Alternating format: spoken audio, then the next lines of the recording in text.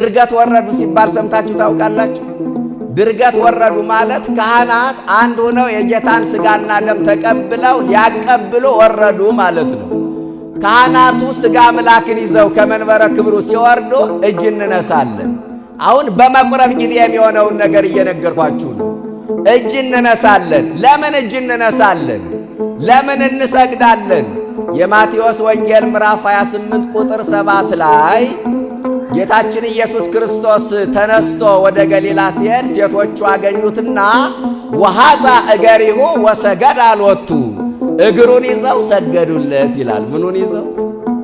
ስለዚህ ሥጋ አምላክ ከመንበረ ክብሩ ሲወርድ እጅ የምንነሳው የምንሰግደው ለምንድነው ከተባለ መላእክት ነው ጌታ በተነሳለ ሴቶች እጅ የመንሳታቸው የመስገዳቸው ምሳሌ ነው።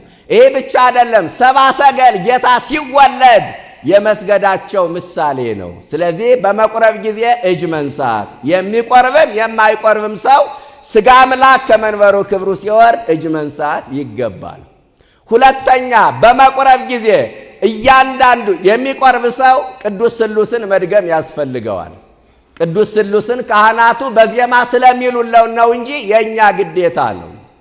ቅዱስ ስሉስ ዘይትነገር ሀበኒ ከመ እንሣ ለሕይወት ዘንተ ሥጋ ወደመ ዘእንበለ ኩነኔ ሀበኒ እግበር ፍሬ ዘያሰምረከ ከመ አስተሪ በስብሐቲከ እያለ ይቀጥላል። ከቻልነ በግዕዝ ካልቻልነ በአማርኛ በጽሑፍ ይዘን ያንን ደግሞ እናቶች ማንበብ ካልቻሉ ማንበብ የማይችሉ እናቶች ካሉ እስመ ኃያላን እኩት ወስቡ የምትለዋን ቃል 3 ጊዜ ደግሞ የክርስቶስን ሥጋና ደም መቀበል ያስፈልጋል። በመቁረብ ጊዜ ያለውን ነገር ነው መነግራችሁ። ቅዱስ ስሉስን መድገም። ሶስተኛ፣ በመቁረብ ጊዜ ሥጋውን ስትቀበሉ 1 ጊዜ አሜን በሉ። ደሙን ስትቀበሉ 2 ጊዜ አሜን በሉ። እየሰማችሁ ነው? ሥጋውን ስንቀበል 1 ጊዜ አሜን፣ ደሙን ስንቀበል 2 ጊዜ አሜን እንላለን። 3 ይሆናል የሶስትነት። ለምን ደሙን ስንቀበል 2 ጊዜ አሜን እንላለን ካላችሁ ደሙ የፈሰሰው 2 ጊዜ ነው፣ ከመሞቱ በፊትና ከሞተ በኋላ።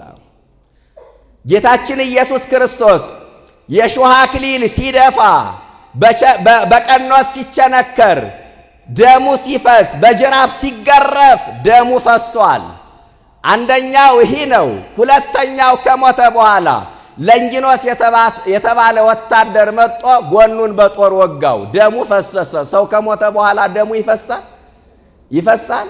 አይቻልም። ለምን? የደም ዝውውሩ ስለሚያቆም። ክርስቶስ ግን በመለኮቱ ሕያው ነውና አያችሁ፣ ደሙ ፈሰሰ። ስለዚህ 2 ጊዜ አሜን የምንለው ደሙ 2 ጊዜ ስለፈሰሰ በሕይወትና ከሞት በኋላ።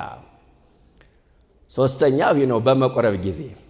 አራተኛው በመቁረብ ጊዜ ወይኩን ተመጣዌ ቁርባን ሩቀ ወምስቁለ እድ፣ ካህን ከሆነ መጠምጠሚያውን ያውርደው። ነገስታት ከሆኑ ያው ድሮ ነገስታት ስለሚቆርቡ ማለት ነው። ነገስታት ከሆኑ አክሊላቸውን ያውርዱት። እናቶች እህቶች ከሆኑ ክንብንባቸውን ያውርዱ። ብዙ ጊዜ ክንብንብ ነው አይደል የምትቀበሉት? መጽሐፉ ግን የሚለው ክንብንባቸውን እንዲያወርዱ ነው። እናንተ ያከበራችሁ መስሏችሁ ሊሆን ይችላል። መጽሐፍ የሚያዝዘው ክንብንብ ይውረድ ነው። ለጥንቃቄ ከሆነ ምናልባት ከፀጉር ምናምን አንዳንድ ጥንቃቄ ካለ ነው ቀጭን ሻሽ አለ አይደል? ስስ ሻሽ እሷንን አስሮ መጠቀም ይገባል። ስለዚህ በመቁረብ ጊዜ ያንን ማድረግ ያስፈልጋል። ስንት ነገር አየን? 4 ነገር። ሌላው በመቁረብ ጊዜ ቅደም ተከተል አለ። የሕፃናት ቅደም ተከተል። መጀመሪያ የ40 ቀን ሕፃናት ይቀበላሉ።